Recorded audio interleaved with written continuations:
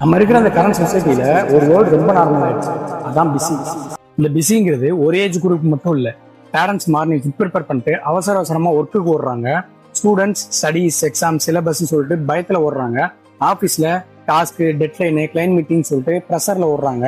இது பத்தாதுன்னு போன்ல இன்ஸ்டாகிராம் யூடியூப் ட்விட்டர் வாட்ஸ்அப் ஃபேஸ்புக்னு சொல்லிட்டு ஸ்க்ராலிங் வேற. நம்ம எல்லாரும் எதையும் நோக்கி ஓடிட்டு இருக்கோம். ஆனா நம்மள பாதி பேரு நம்ம எதை நோக்கி ஓடுறோம் அப்படிங்கிறது தெரியாமலே யோசிக்காம ஓடிட்டு இருக்கோம்.